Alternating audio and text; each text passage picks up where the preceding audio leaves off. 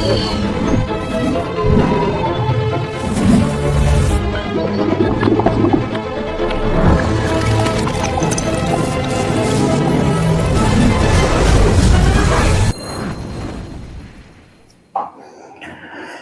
जी, राधे राधे दोस्तों। तो हम पढ़ रहे हैं फिलहाल संकर प्रजनन।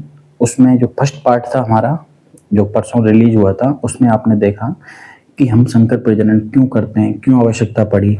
जब पहले से चला आ रहा था तो उसकी वजह से क्या क्या नुकसान हो रहे थे, क्या क्या कमियां उत्पन्न हो रही थी, डिसक्वालिटीज क्या उत्पन्न हो रही थी, डिसएडवांटेज क्या थे। क्लियर। उसके अलावा फिर हमने पढ़ा प्रजनन या ब्रीडिंग दो प्रकार का होता है, अंतः प्रजनन इंटर ब्रीडिंग व आउट ब्रीडिंग बही प्रजनन। क्लियर। अंतः प्रजनन हमारा दो प्रकार का था, सम प्रजनन व अंतर्वंशीय प्रजनन।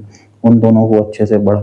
फिर उसके बाद आउट ब्रीडिंग के 4 टाइप होते हैं, बही प्रजनन के 3 टाइप हमने उस पार्ट में पढ़े। कौन कौन से पढ़े? सबसे पहले पढ़ा भिन्न संकरण, जिसे आउट क्रॉसिंग बोलते हैं। सेकंड पढ़ा हमने क्रमोन्नति, जिसे ग्रेडिंग अप बोलते हैं। थर्ड जो हमने पढ़ा वो था संकरण या प्रजाति संकरण, जिसे हाइब्रिडाइजेशन बोलता है। क्लियर। उसी श्रेणी का जो फोर्थ टॉपिक है हमारा वो है संकर प्रजनन, क्रॉस ब्रीडिंग। तो ये थोड़ा इंपॉर्टेंट टॉपिक है, इसलिए हम इसके स्पेशल पूरे पार्ट में पढ़ेंगे कि क्या होता है, कैसे होता है। क्लियर। मोटा मोटा ये समझ लीजिए कि संकर प्रजनन में कुछ नहीं है कि एक ही जाति होनी चाहिए और उसकी उन्नत व श्रेष्ठ नस्ल का हमें चुनाव करना है, कि हमें श्रेष्ठ नस्ल का नर लेना है, मेल लेना है, और उसी श्रेष्ठ नस्ल का या जो हमें मादा लेनी है। क्यों? क्योंकि मान लीजिए हमें अपनी संतति जो उत्पन्न करनी है उसमें दुग्ध उत्पादन के लिए हम पशुपालन कर रहे हैं, ठीक है। तो हमें एक ऐसा जानवर चाहिए, हमें ऐसी गाय या भैंस चाहिए, ऐसी बकरी चाहिए जो कि उच्च मात्रा में दूध दे, यानी कि अधिक मात्रा में दूध दे, व उसके दूध में क्वालिटी, गुणवत्ता अच्छी हो, उसमें प्रोटीन, फैट, वो सब मात्रा अच्छी हो। क्लियर। तो हम उसके लिए क्या करेंगे? तो एक ऐसा मेल या नर लेंगे उसी जाति का लेकिन डिफरेंट नस्ल का, जो अपने आप में रोग प्रतिरोधक क्षमता उच्च हो, शरीर से हष्ट-पुष्ट हो, मजबूत हो, उसके अलावा उच्च आनुवंशिक गुणधर्म का हो। उसके अलावा एक ऐसी गाय का चुनाव करेंगे जो उच्च दूध देती हो, उच्च क्वालिटी का, उसमें गुणवत्ता हो, क्वालिटी हो। क्लियर। तो उन दोनों का जब हम क्रॉस कराएंगे तो हमें जो संतति उत्पन्न होगी उसमें उन दोनों के गुणधर्म उपलब्ध होंगे या नहीं होंगे, तो हमें दूध भी ज्यादा मिलेगा, अच्छी क्वालिटी का दूध मिलेगा, और जो हमारा पशु है वो रोगों से प्रतिरोधक क्षमता उच्च होगी, मजबूत होगा, उसके अलावा उसमें सारा कुछ श्रेष्ठ होगा। क्लियर। तो वही है, मान लीजिए हमारी जो भैंस, जैसे भैंस हो गई, गाय हो गई, बकरी हो गई, भेड़ हो गई, ये सारी हैं प्रजाति, जिनको जाति बोलते हैं, स्पीसीज बुलाते हैं। क्लियर। इनकी डिफरेंट डिफरेंट नस्ल होती हैं जिसको हम ब्रीड कहते हैं। जैसे कि भैंस हमारी एक जाति है, गाय हमारी एक जाति है, बकरी एक जाति है। जैसे हम मनुष्य हैं तो हमारी जाति क्या है? होमो। हम सारे होमो जाति के हैं, लेकिन हम में अलग अलग है। जैसे अफ्रीका में रहने वाले हैं, उनके जीन या आनुवंशिक गुणधर्म अलग हैं, अमेरिका में रहने वालों का गुणधर्म अलग है, नाइजीरिया में रहने वालों का गुणधर्म अलग है। तो ये हो गई नस्ल। उसी प्रकार जैसे भैंस खुद एक जाति है लेकिन इसकी ब्रीड या नस्ल अलग अलग है, जैसे मुर्रा हो गई, सूरती हो गई, नीली रावी, जैसे रावी बुलाते हैं वो हो गई, नागफुरी हो गई, जाफराबादी हो गई। इसी प्रकार गाय है, तो गाय खुद एक जाति है और इसमें डिफरेंट डिफरेंट कई सारी नस्ल हैं, ब्रीड है, होलस्टीन, होलिकर, बेल्जियन, हॉर्फोर्ड, रेडिंगस, ऐसे। उसी प्रकार जैसे बकरी है, खुद एक जाति है लेकिन इससे 200 के करीब नस्ल या ब्रीड पाई जाती हैं। कुछ इंपोर्टेंट कौन कौन सी हैं? Boer, Nigerian, Jamunapari. Clear. Angora, Kamori. उसी प्रकार भेड़ में मेरिनो, डॉर्पर, रामानोव, अरबी, राका, ये सब। तो मैं कहना ये चाहता हूँ, मान लीजिए हमें मुर्रा का दूध पसंद है, ठीक है, और सूरती हमें शरीर से मजबूत लगती है, दिखने में अच्छी लगती है, वह उसकी रोग प्रतिरोधक क्षमता उच्च है। तो हम क्या करेंगे? मान लीजिए हमने सूरती का लिया मेल, क्लियर, और मुर्रा के लिए हमने फीमेल या मादा, तो उन दोनों के मध्य हम क्रॉस कराएंगे तो जो संतान उत्पन्न होगी, जो भैंस उत्पन्न होगी, उसमें उन दोनों के गुणधर्म उपलब्ध होंगे, यानी कि वो मुर्रा के समान दूध देगी, अच्छी क्वालिटी का दूध देगी, ज्यादा क्वांटिटी में, ज्यादा मात्रा में देगी, और वो सूरती के समान शरीर से हष्ट-पुष्ट होगी, रोग प्रतिरोधक क्षमता उच्च होगी, वह शरीर में रोगों से लड़ सकते हैं। क्लियर? तो हमें जो संतान चाहिए थी वो मिल गई। उसी प्रकार मान लीजिए हमें ऐसा पशु चाहिए, जाफराबादी का हमें कोई गुण पसंद है, तो जाफराबादी की हमने मादा ली, उसका क्रॉस हमने सूरती के साथ करा दिया, तो हमारा जो संतान उत्पन्न होगी उसमें जाफराबादी और सूरती दोनों के गुण उपलब्ध होंगे, दोनों के गुण होंगे। ये बात मैं कहना चाहता हूँ कि जाति एक ही होनी चाहिए लेकिन डिफरेंट उन्नत नस्ल, यानी कि जो श्रेष्ठ नस्ल है, जैसा हमें डिजायर है हमारी कि हमारे जानवर में ये गुणधर्म होने चाहिए, उस नस्ल का हम मेल व फीमेल का चयन करेंगे, चूज करेंगे, उन दोनों के मध्य प्रजनन कराएंगे और जो हमारी संतान उत्पन्न होगी उसे हम कहेंगे संकर पशु। ठीक है? और वो जो पशु उत्पन्न होगा, जो संतान उत्पन्न होगी, वो अपनी उन माता व पिता से, यानी कि जो करंट में जो जात नस्ल चल रही हैं वो उनसे श्रेष्ठ होगी, गुणोदर, समझ रहे हो ना, उत्तम होगी। वही मैं कहना चाहता हूँ। तो गाय है, मान लीजिए हमें होल्स्टीन का दूध पसंद है कि इसके दूध में फैट अधिक होता है, प्रोटीन अधिक होता है, लेकिन हमें बेल्जियन गाय का रोग प्रतिरोधक क्षमता व गाय का शरीर वरीर पसंद है, तो हम इन दोनों का क्रॉस करा देंगे, एक का मेल लेंगे, एक का फीमेल लेंगे, क्रॉस करा दिया, और जो हमारी संतान उत्पन्न होगी वो एक नई नस्ल होगी, नई नस्ल होगी जिसका हम कोई नाम रखेंगे, और उस नस्ल में इन दोनों के गुणधर्म उपलब्ध होंगे। जब वो आगे जनन करेगी, आगे प्रजनन करेगी, आगे ब्रीड करेगी, तो उसमें उसी के गुणधर्म आगे चलते चले जाएंगे। तो मैं मोटा मोटा कह सकता हूं कि हम संकर प्रजनन से एक श्रेष्ठ नस्ल या श्रेष्ठ नई ब्रीड, उत्तम नई ब्रीड पैदा करते हैं, उत्पन्न करते हैं, प्राप्त करते हैं। क्लियर? उसी प्रकार मान लीजिए बकरी है, तो मैंने जमुनापरी का क्रॉस कामोरी के साथ कराया, तो हमारी जो बकरी पैदा होगी वो दूध अच्छा देगी, शरीर में पुष्ट होगी, उसमें मांस भी ज्यादा होगा, मीट भी ज्यादा होगा, तो हमारे दोनों के दोनों डिजायर पूरी हो गई कि वो दूध भी अच्छा दे रही है और हमारे मीट प्रोडक्शन, मांस उत्पादन में भी हेल्प कर रही है। क्लियर? उसी प्रकार भेड़ में मान लीजिए मैंने मेरिनो का क्रॉस रामानोव या अरबी से या राका से कराया, तो जो संतान उत्पन्न होगी वो एक नई नस्ल होगी, नई ब्रीड होगी, जिसमें अपने दोनों जनक माता व पिता के गुणधर्म उपलब्ध होंगे, लेकिन वो उनसे श्रेष्ठ होगी, उनसे उत्तम होगी। क्लियर है इतनी बात? तो एक बार नोट कर लीजिए, मैंने कुछ नस्ल रखी हैं। जाति और नस्ल का मतलब समझ में आ गया होगा। जाति का मतलब पूरी जाति है, पूरी भैंस हैं, चाहे इनकी 150 नस्ल हो या कितनी हो, लेकिन पूरी की एक ही जाति है भैंस। उसी प्रकार मनुष्य हैं, हम अलग अलग नस्ल के हैं, लेकिन हमारी जो जाति है, प्रजाति है, वो स्पीसीज है, वो एक ही है, होमो। उसी प्रकार इनके अलग अलग नस्ल हैं। जब हमें उनके अपनी संतान में जो गुणधर्म चाहिए, डिजायर चाहिए, वो हमें पैदा करनी है, उत्पन्न करनी है, तो उनके मध्य हम क्रॉस कराएंगे, सिंपली हमारा जानवर पैदा हो जाएगा। सिंपल बात है। क्लियर? अब हम इसे विस्तार से पढ़ेंगे कि किसका क्रॉस किससे कराया गया था, तो कौन सी नस्ल का उत्पादन हुआ, उत्पन्न हुई, उसमें क्या क्या गुणधर्म है, वो सब। क्लियर? एक बार नोट कर लीजिए और समझ गए होंगे मेरे हिसाब से। एक ही जाति के होने चाहिए, अलग अलग ब्रीड नस्ल के होने चाहिए, उनका आपस में क्रॉस कराएंगे, एक का मेल एक का फीमेल, क्रॉस कराया, संकरण कराया, समागम कराया, संगम कराया, और जो नस्ल उत्पन्न होगी वो एक नई नस्ल होगी, उत्तम नस्ल होगी, जिसमें अपने दोनों जनक माता व पिता के से समान गुणधर्म उपलब्ध होंगे, उनसे श्रेष्ठ होंगे, उसका हम नया नाम रखेंगे, वो जो वर्तमान में जो नस्ल है उनसे श्रेष्ठ। क्लियर? जल्दी से नोट कर लीजिए, आगे बढ़ते हैं।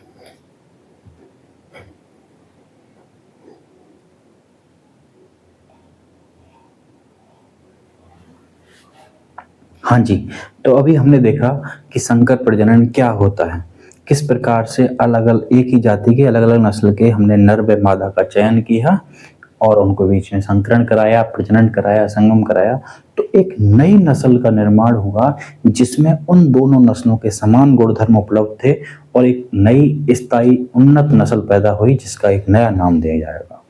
ठीक है जी। तो अब एक प्रकार से अगर स्ट्राइक नहीं आता है तो मैं एक फैक्ट बोलता हूँ। मान लीजिए हमें ऋतिक रोशन जैसा एक्टिंग करने वाला, डांस करने वाला, वह दिखने में काफी खूबसूरत एक बच्चा पैदा करना है। ठीक है जी। तो हम एक इसका उसके हम जीन्स लिए, उसके अलावा हम चाहते हैं कि उसमें एक खिलाड़ी जैसे गुणधर्म उपलब्ध हों, उसकी मजबूती हो, जैसे रोनाल्डो हो गया, धोनी हो गए, विराट हो गए। तो जब हम इन दोनों के जीन का, इन दोनों के आनुवंशिक लक्षणों का जब हम क्रॉस कराएंगे, संकरण कराएंगे, तो जो संतति उत्पन्न होगी उस वो ऋतिक रोशन के समान सुंदर होगी। ठीक है, देखने में उसके समान डांस करेगी, लेकिन शरीर से रोनाल्डो या धोनी की जितनी मजबूत होगी, उनके बराबर दौड़ सकती है, उनके बराबर फिजिकली जो स्ट्रांग होगी। क्लियर। उसी प्रकार मान लीजिए हमें कोई सी मुर्गी की नस्ल के अंडे पसंद हैं कि वो अच्छी क्वालिटी के हैं, उनमें प्रोटीन अच्छा है, खाने में टेस्टी है, लेकिन दूसरी मुर्गी है जिसके अंडे की क्वालिटी अच्छी लेकिन बहुत ज़्यादा अंडे देती है। तो अगर हमें बिजनेस करना है तो हम यही चाहेंगे ना कि एक ऐसी मुर्गी जो अच्छी क्वालिटी का, अच्छी गुणवत्ता का अंडा दे लेकिन ज़्यादा अंडा दे। तो हम उन दोनों नस्लों के बीच में एक का मेल लेंगे, एक का फीमेल लेंगे, उनके बीच में संकरण कराएंगे, क्रॉस कराएंगे, तो जो नई मुर्गी उत्पन्न होगी उसका एक नया नाम होगा, एक उन्नत व श्रेष्ठ नस्ल होगी, और उसमें उन दोनों के गुण उपलब्ध होंगे, यानी कि वो अच्छी क्वालिटी का अंडा देगी और ज़्यादा अंडा देगी। क्लियर। उसी प्रकार मान लीजिए हम खाल का या हड्डी का बिजनेस करते हैं, तो हम चाहेंगे कि ऐसा जानवर का विकास हो हमारे लिए जो अच्छी क्वालिटी की या मजबूत हड्डी दे और ज़्यादा हड्डियां दे।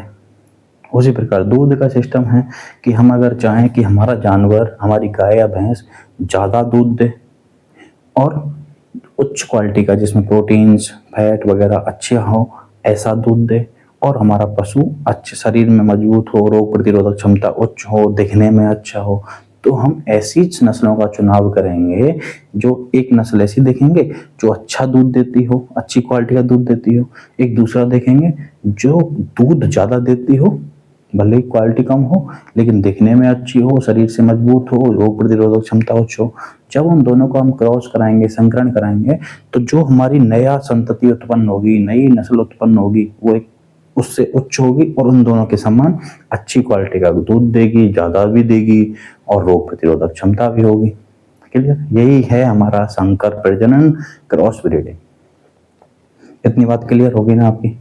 ठीक है, यही सब मैंने इसमें लिखा है कि संकर प्रजनन एक प्रकार की विधि है जिसमें एक ही प्रजाति या स्पीसीज के लेकिन भिन्न भिन्न व श्रेष्ठ नस्लों का चुनाव करके उनके पशुओं के मध्य प्रजनन कराया जाता है, तो उससे जो संतान उत्पन्न होगी वो श्रेष्ठ होगी।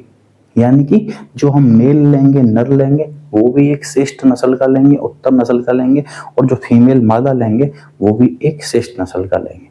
उन दोनों के मध्य हम क्रॉस कराएंगे।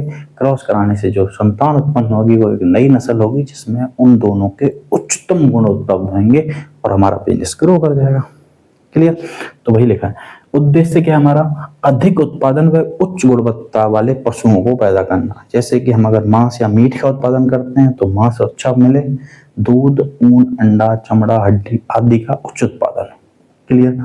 उच्च रोग प्रतिरोधक क्षमता वाले पशु उत्पन्न करने के लिए, ताकि वो हर एक मौसम परिस्थिति में, हर एक डिफरेंट भूगोलीय स्थिति में, मान लीजिए वो पहाड़ पे भी अच्छे से रह सके, पर्वतीय क्षेत्रों में, और जमीन पर स्थलीय भाग में भी अच्छे से रह सके, सर्दियों में भी अच्छे से स्वस्थ रूप से रह सके, उतना ही दूध दे, उतना ही गर्मियों में दूध दे, बारिश के मौसम में दूध दे, तो उस प्रकार से। ठीक है। इसमें एक प्रजाति के श्रेष्ठ नस्ल के नर व श्रेष्ठ नस्ल की मादा का चुनाव किया जाता है।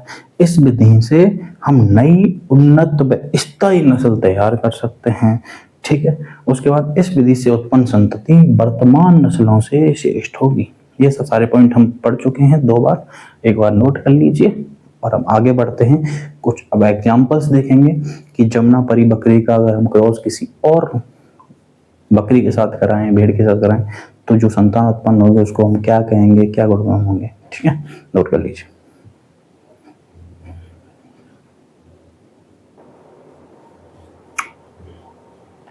हाँ जी, तो हमने सारा का सारा इंट्रो कर लिया किसका, संकर प्रजनन का, जिसे क्रॉस ब्रीडिंग बुलाते हैं।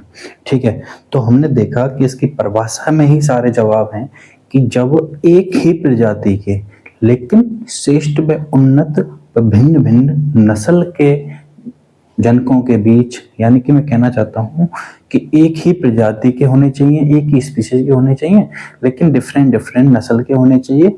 यानी कि जो नर है, मेल है, वो एक श्रेष्ठ नस्ल का, और मादा है वो एक डिफरेंट अलग श्रेष्ठ नस्ल की। जब उनके मध्य जब संकरण कराया जाता है, प्रजनन कराया जाता है, तो जो संतान उत्पन्न होती है वो नई नस्ल उत्पन्न होगी, उसका नया नाम होगा, उसके गुणधर्म उन दोनों के सम्मिलित रूप से उत्पन्न होंगे और उन दोनों से श्रेष्ठ होगी। और एक स्थायी विधि होगी और एक स्थायी नस्ल उत्पन्न होगी, इसे कहते हैं हम संकर प्रजनन। क्लियर? जैसे कि यहाँ पे हमने एक मादा भेड़ ली बीकानेरी एवीज नाम से, ठीक है। बीकानेरी एवीज की हमने मादा भेड़ ली, वह मेरिनो रैम्स का मेस लिया, यानी कि मेल लिया, नर लिया। यानी कि हमने जो भेड़ ली है वो ली है बीकानेरी एवीज नस्ल की, दोनों की दोनों भेड़ हैं। तो हमारी परिभाषा ये थी, एक ही प्रजाति के लेकिन भिन्न भिन्न नस्लों के जब पशुओं के बीच प्रजनन कराया जाता है तो एक ही जाति होगी, दोनों के दोनों भेड़ हैं, लेकिन जो मादा है वो है बीकानेरी एवीज की, वह जो मेस है, जो मेल है, जो नर है, वो है मेरिनो रैम्स का। जब इन दोनों के मध्य क्रॉस कराया जाता है तो एक नई नस्ल उत्पन्न होती है जिसका नाम होता है हेसरडेल। ये एक नई नस्ल है और ये हमारी जो वर्तमान जितनी भी भेड़ों की नस्ल है उन सबसे श्रेष्ठ है। यानी कि दुग्ध में देखा जाए तो उच्च क्वालिटी का, अगर ऊन की क्वालिटी देखी जाए तो वो बेस्ट क्वालिटी की, पशु का शरीर देखा जाए तो वो बेस्ट क्वालिटी का। तो इतना समझ में आ गया होगा कि हमने एक ही प्रजाति की दो अलग अलग ब्रीड या नस्ल ली, उनके मध्य क्रॉस कराया और एक नई नस्ल उत्पन्न की। जैसे कि बीकानेरी एवीज की मादा ली और मेरिनो रैम्स का नर लिया, उन दोनों के मध्य जब हमने प्रजनन कराया, क्रॉस कराया, तो हेसरडेल नाम की नई नस्ल का उत्पन्न हुई जो कि वर्तमान नस्लों से श्रेष्ठ है। इतना क्लियर? इनका प्रजनन हम नेचुरली प्राकृतिक रूप से भी करवा देते हैं, नेचुरली वो समागम करेंगे, संगम करेंगे, संभोग करेंगे, या फिर हम एआई के द्वारा, कृत्रिम गर्भाधान के द्वारा उसके स्पर्म लिए और मादा में ट्रांसफर कर दिए। क्लियर सी बात है? ठीक है जी। तो दोनों ही तरह से इनमें प्रजनन होता है, लेकिन अलग अलग श्रेष्ठ नस्ल के, जो हमें चाहिए, जो हमारी डिजायर है, जो हमारी इच्छा है कि हमारी संतति में जो गुणधर्म उपलब्ध हो उसी क्वालिटी के हम मेल लेंगे, फीमेल लेंगे, उनके बीच में क्रॉस कराएंगे, हो गया हमारा प्रजनन। क्लियर? उसी प्रकार जब ये भैंस हो गई, जैसे मुर्रा भैंस का क्रॉस जब हम सूरती भैंस के मेल के साथ कराते हैं तो मेसाणा नाम से नई नस्ल का उत्पादन होता है। क्लियर? जैसे भैंस है तो हमने एक मुर्रा भैंस का हमें दूध पसंद है, उसकी अच्छी क्वालिटी का गाढ़ा दूध होता है, फैट अच्छा है, प्रोटीन अच्छा है, लेकिन सूरती जो है अच्छी दिखती है, रोग प्रतिरोधक क्षमता अच्छी है और शरीर में हष्ट पुष्ट है और ज्यादा दूध देती है मान लीजिए, तो हम इन दोनों का जो क्रॉस कराएंगे तो मेसाणा नाम से एक नई नस्ल का विकास किया गया। और आज भी मेसाणा नाम से एक नई नस्ल है भैंसों की, वैसे हेसरडेल नाम की नस्ल है भैंसों की। अब जब ये आप आगे प्रजनन करेंगे, आपस में प्रजनन करेंगे, हेसरडेल का मेल होगा, हेसरडेल का फीमेल होगा, तो जो संतान उत्पन्न होगी हेसरडेल ही होगी। क्लियर? तो इस नस्ल का आपस में विकास होता चला जाएगा, आगे विकास होता चला जाएगा, नई नस्ल तैयार होगी, पूरे विश्व में फैल जाएगी। वैसे ही मेसाणा होगी। जब ये भी भेड़ है हमारी, जब रेंगुलेट नर का और क्रॉस हम मादा मालपुरा के साथ कराते हैं तो एबिकालीन नाम से एक नई भेड़ नस्ल उत्पन्न हुई। उसी प्रकार जब रेमुलेट नर का क्रॉस हम मादा चोकला के साथ कराते हैं तो अभी वस्त्र नाम से एक नई नस्ल का उत्पन्न हुई। उसी प्रकार बकरी है एक जमुना परी, उसका क्रॉस जब हम इजिटेरियन नाम की बकरी के साथ कराते हैं तो एग्लो न्यूबियन नाम की एक नई बकरी का उत्पादन हुआ। यानी कि ये एक बकरी है, ये दोनों भेड़ हो गई, ये भी भेड़ है और ये भैंस हो गई। क्लियर बात है? तो मैं यही कहना चाहता हूं कि हमें जो गुणधर्म अपनी संतति में चाहिए उस क्वालिटी का हमने मेल नर लिया, उसी उच्च क्वालिटी का हमने दूसरी नस्ल की फीमेल ली, उनके मध्य प्राकृतिक रूप से या एआई के द्वारा प्रजनन कराया और एक नई नस्ल का उत्पादन करा। यही तो हमारा फोकस था कि हमें विकसित उच्च क्वालिटी की और स्थायी नस्ल पैदा करनी है क्रॉस ब्रीडिंग से, संकर प्रजनन से। क्लियर? एक बार इनको नोट कर लीजिए, कहीं से भी क्वेश्चन आ सकता है। जैसे कि एबिकालीन, ये किसकी नस्ल है? तो भेड़ की नस्ल है। कैसे पैदा हुई? तो सीधी सी बात है, रेमुलेट नर का जब हमने क्रॉस मालपुरा के साथ कराया तो एबिकालीन पैदा हुई। अभी वस्त्र है तो रेमुलेट नर का जब हमने क्रॉस चोकला के साथ कराया तो अभी वस्त्र पैदा हो गई। उसी प्रकार एग्लो न्यूबियंस किसकी नस्ल है? तो बकरी की नस्ल है। कैसे पैदा हुई भाई? तो ये पैदा हुई जब हमने जमुना परी का क्रॉस इजिटेरियन के साथ कराया तो एग्लो न्यूबियन पैदा हो गई। डायरेक्ट क्वेश्चन आ गया कि मेसाणा नस्ल किस पशु की है तो भैंस की है। कैसे पैदा हुई? जब मुर्रा और सूरती का क्रॉस कराया तो मेहसाणा पैदा हुई। हेसरडेल सबसे बेस्ट भेड़ मानी जाती है। इस क्या काय की है? हेसरडेल किसकी नस्ल है? भेड़ की नस्ल है। कैसे पैदा हुई? जब हमने बीकानेरी एवीज की मादा ली और उसका क्रॉस हमने भेड़ से कराया, मेल के साथ भेड़ा लिया, मेस लिया, मेरिनो रैम्स का, दोनों का क्रॉस कराया, हेसरडेल पैदा हो गई। तो ये 5-6 नाम हैं, अच्छे से याद कर लेना किसका क्रॉस किससे कराया तो कौन सी नस्ल पैदा हुई और वो नस्ल किसकी है कि कौन से पशु की है। क्लियर? एक बार नोट कर लीजिए जल्दी से। फिर हम पढ़ेंगे संकरण के या संकर प्रजनन के प्रकार 3 होते हैं, उनके बारे में थोड़ी थोड़ी बातें पढ़ेंगे और फिर इनके लाभ पढ़ेंगे, हानि पढ़ेंगे, फायदा पढ़ेंगे, बहुत सा। क्लियर? नोट कर लीजिए।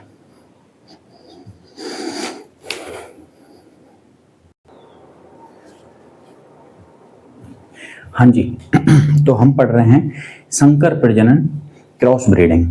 ठीक है, उसको हमने सारे फैक्ट देख लिए कि किस प्रकार से करते हैं क्या। तो अब देखेंगे इसके प्रकार, कितने प्रकार का होता है। तो ये होता है हमारा 3 प्रकार का। कौन से? पहला होता है हमारा क्रिस संकरण, जिसे क्रिस क्रॉसिंग ही बोलते हैं, क्रिस क्रॉस ही बोलता है। ठीक है जी। सेकंड है हमारा त्रिसंकरण, जिसे ट्रिपल क्रॉसिंग बोलते हैं। और फाइनल थर्ड है हमारा पितृ संकरण, जिसे बैक क्रॉसिंग बोलते हैं।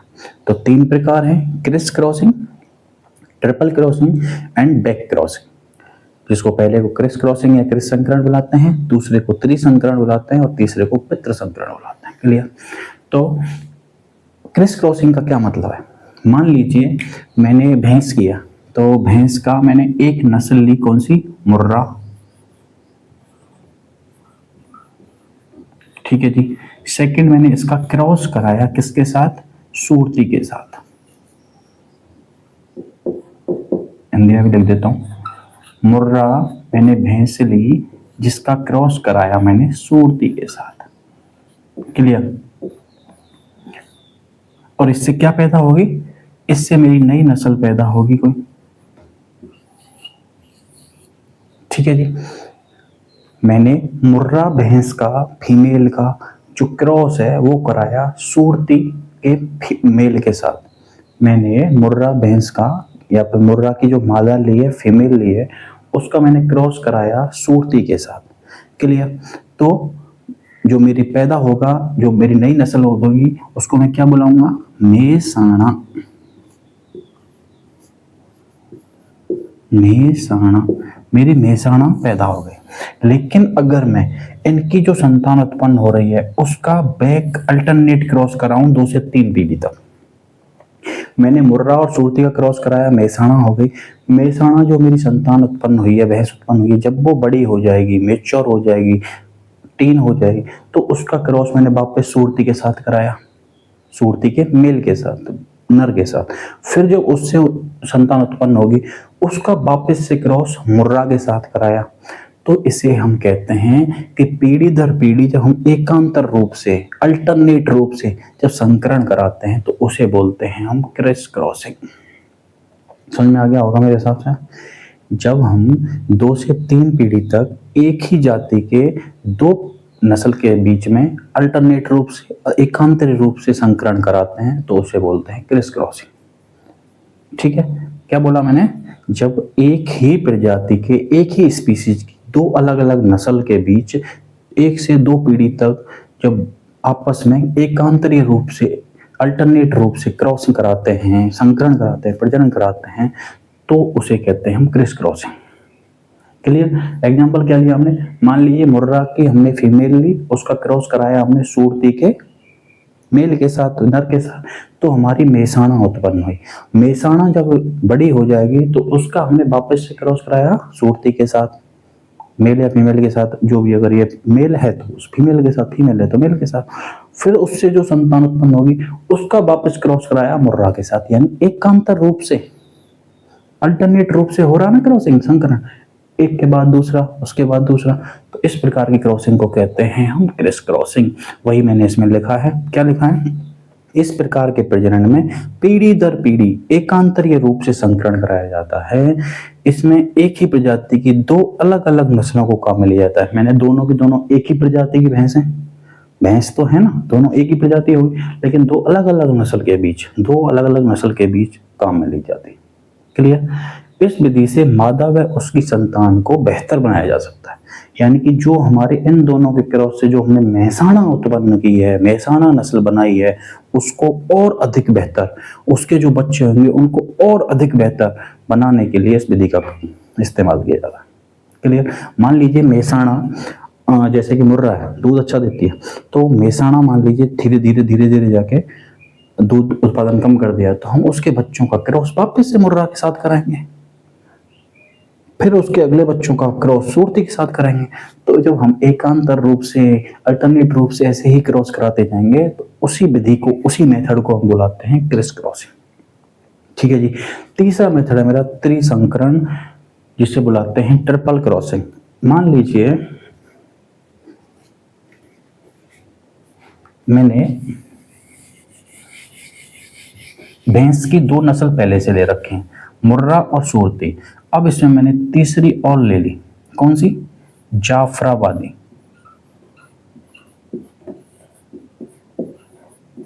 ठीक है जी। मैंने अब मेरे पास तीन नस्ल हैं, कौन सी? मुर्रा, सूरती और जाफराबादी।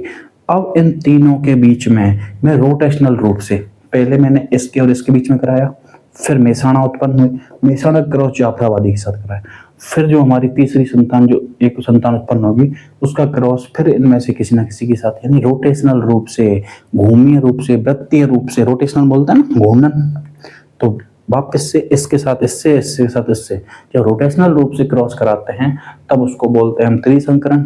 नाम से ही तय कि हम इसमें एक ही प्रजाति की तीन अलग अलग नस्लों का चयन करेंगे, इससे हम यूज करेंगे, काम में लेंगे, और उनका आपस में रोटेशनल रूप से संकरण कराएंगे, क्रॉसिंग कराएंगे। क्लियर सी बात है। यानी कि एक मैं बोलूं कि मुर्रा का मैंने क्रॉस कराया सूरती के साथ, ठीक है जी। सूरती का मैंने क्रॉस कराया जब जो मेरी उत्पन्न हुई, कौन सी? मेहसाणा।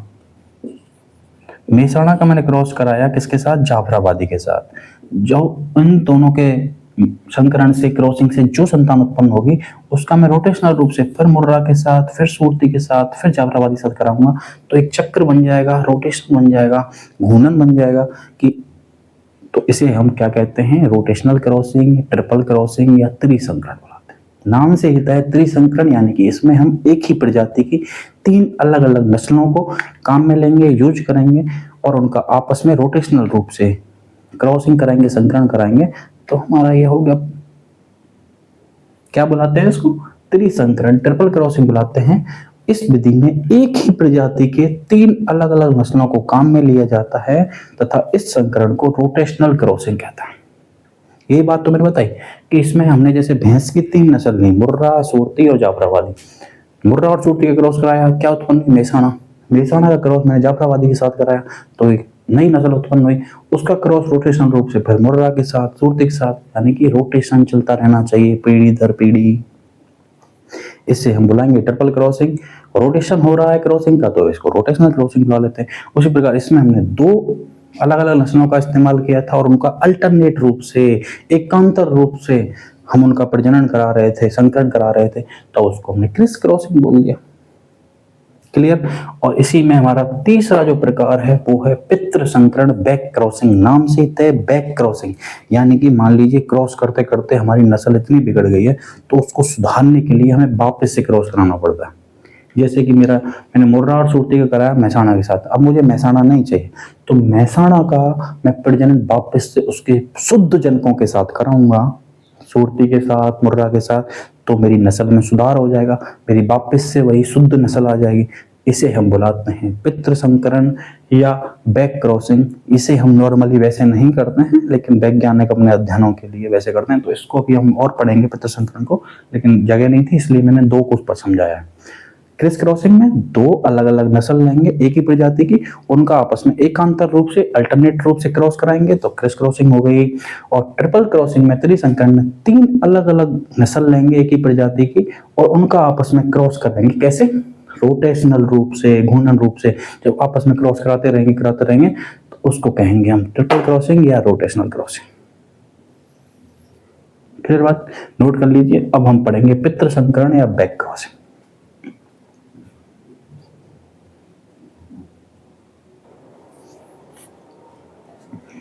हाँ जी, तो हम संकर क्रॉसिंग, संकर प्रजनन की 3 विधियां पढ़ रहे थे, जिसमें हमने पहली पढ़ी क्रिस क्रॉसिंग, जिसमें हम क्या कर रहे थे, एक ही प्रजाति के 2 अलग अलग पशु ले रहे थे, अलग अलग नस्ल के पशु ले रहे थे। फॉर एग्जाम्पल हमने मुर्रा और सुरती लिए, तो दोनों को क्रॉस कराने के बाद हमने क्या बनाई, मेसाणा बनाई। इनका वापस से, उनकी संतान का वापस से अल्टरनेट रूप से, एकांतरी रूप से, पहले सुरती के साथ फिर मुर्रा के साथ उनके जब क्रॉस करा रहे थे, तो उसे हम कह रहे थे क्रिस क्रॉसिंग। क्लियर। फिर हम एक ही प्रजाति के 3 पशुओं का इस्तेमाल कर रहे थे, अलग अलग नस्लों का। फॉर एग्जाम्पल हमने सुरती और मुर्रा का क्रॉस करा कर क्या पैदा की, मेसाणा। मेसाणा का क्रॉस कराया हमने जाफराबादी के साथ, तो कोई तीसरी नस्ल उत्पन्न हुई, उसका क्रॉस वापस से रोटेशनल रूप से करा रहे थे, पहले मुर्रा फिर सुरती फिर जाफराबादी के साथ। क्लियर। तो उसे हम कह रहे थे त्रिसंकरण, ट्रिपल क्रॉसिंग या रोटेशनल क्रॉसिंग। अब फाइनल जो तीसरा टाइप है हमारा, वो है पितृ संकरण, बैक क्रॉसिंग। बैक क्रॉसिंग नाम से ही पता चल रहा है कि हम क्रॉसिंग के वापस चल रहे हैं। यानी कि मान लीजिए मैंने मुर्रा का क्रॉस किसके साथ कराया, सुरती के साथ। ठीक है। क्रॉस के बाद मेरी उत्पन्न हुई क्या, मेसाणा। अब मैं मेसाणा के गुणों से मान लो खुश नहीं हूं। मैंने मेसाणा उत्पन्न इसलिए की क्योंकि मुझे मुर्रा का दूध पसंद था और सुरती की उसकी शरीर पसंद था, उसकी खूबसूरती पसंद थी, उसकी पूंछ, उसके शरीर का चाल ढाल, उसकी रोग प्रतिरोधक क्षमता, दोनों का मैंने क्रॉस कराया तो मेरी मेसाणा उत्पन्न हुई।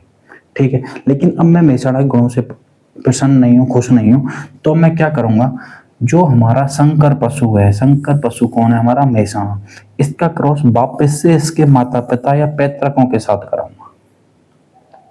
इसका क्रॉस वापस से मैं इसके पैतृकों के साथ कराऊंगा, जनकों के साथ कराऊंगा। पहले मुर्रा के साथ कराया, फिर मेरी जो संतान उत्पन्न हुई उसका क्रॉस मैंने सुरती के साथ कराया।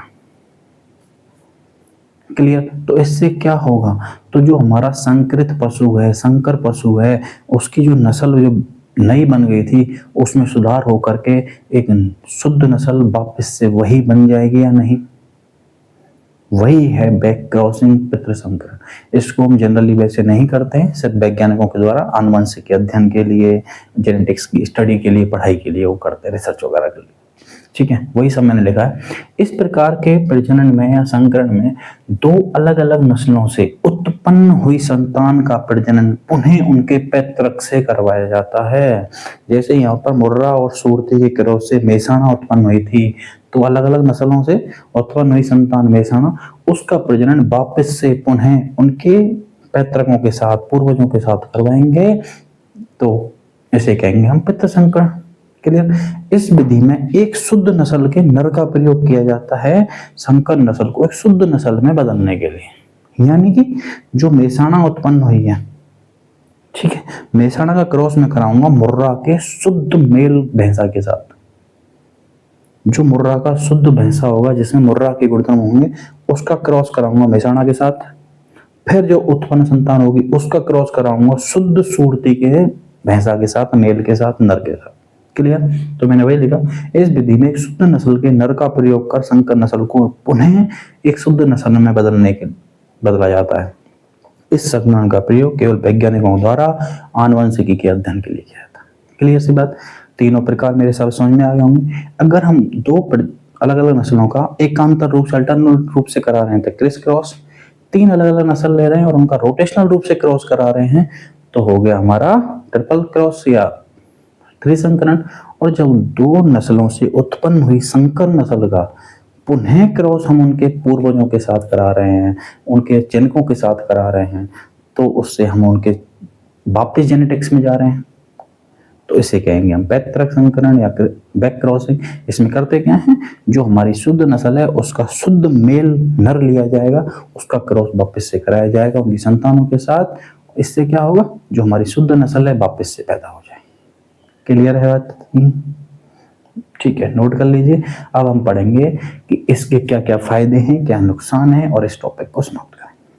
नोट कर लीजिए।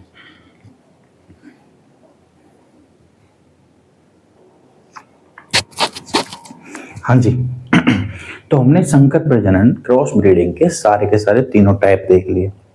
अब हम फाइनल चीज पे आ गए हैं कि इसके फायदे क्या हैं, लाभ क्या हैं और हानियां क्या हैं। तो लाभ क्या है, हमने पढ़ते पढ़ते या ये तो महसूस कर लिया होगा कि जो हमें अपनी संतति में, जो हमें अपना पशु चाहिए, पशु की संतान चाहिए, उसमें क्या क्या गुणधर्म होने चाहिए कि वो अच्छा क्वालिटी का उत्पादन करे और ज़्यादा उत्पादन करे, उसकी शरीर ऐसा हो कि किसी भी परिस्थिति में रह सके, जल्दी से बीमार ना हो, दिखने में अच्छा हो, वो सब गुणधर्म चाहिए।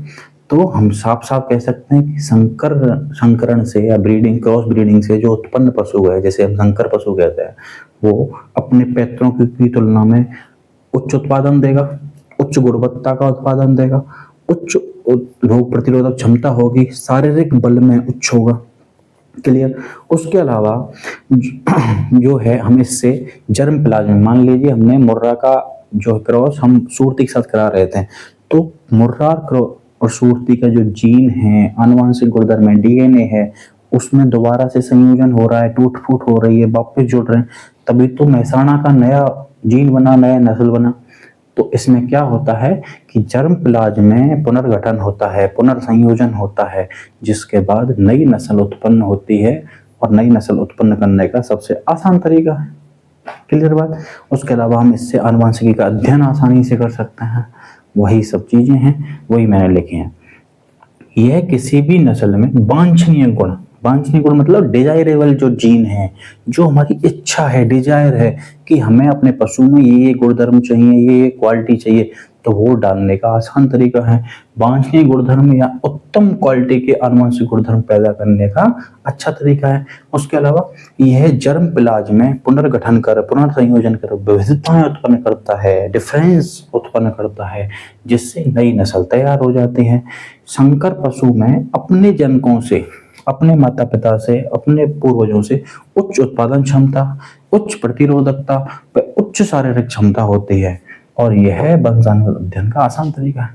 ये फैक्ट तो पढ़ ही चुके हैं, बढ़ते जा रहे हैं, सारे के सारे फैक्ट हम पढ़े कि क्यों है, क्योंकि हमें हमारी जो डिजायर है, हमारी जो इच्छा है, वो वांछनीय गुणधर्मों में डालने हैं अपने पशु की संतति में, उसकी संतान में। सिंपल। तो हम जानते हैं जब हम डाल रहे हैं उसमें वो जीन, तो वो अपने पूर्वजों से, अपने जनकों से श्रेष्ठ होगी, उत्तम होगी, बेस्ट होगी, हर चीज में, क्वालिटी में भी, उत्पादन में भी, प्रोडक्शन में भी, रोग प्रतिरोधक क्षमता में भी, शारीरिक बल में भी, वही सब चीजें हैं। एक बार नोट कर लीजिए। अब हम देखेंगे दो चार इसके नुकसान और इस टॉपिक को खत्म करें।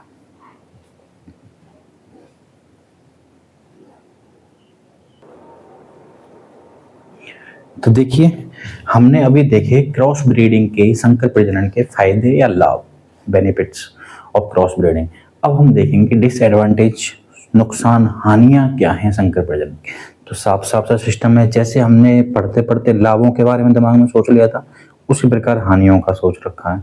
हानि हमें पता है कि जो संकर पशु है, जो हाइब्रिड एनिमल है, ब्रीड है, उसमें प्रजनन क्षमता, उसकी रिप्रोडक्टिव जो पावर है, वो कमजोर हो जाती है। और कई बार तो हाइब्रिड जो मेल हैं वो तो टोटली स्टेराइल या बांझ होते हैं, फीमेल्स में तुलनात्मक रूप से कम हो जाती है।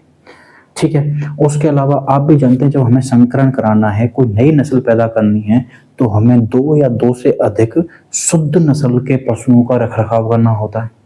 मान लीजिए मुझे मेहसाणा उत्पन्न करनी है, तो मुझे मुर्रा और सूरती की शुद्ध नस्ल भी पालनी पड़ेंगी, वो भी अच्छी क्वालिटी से और अच्छे से संरक्षित करके, कि कहीं उनके जीन बिगड़ ना जाएं, अशुद्ध ना हो जाएं, विशुद्ध ना हो जाएं।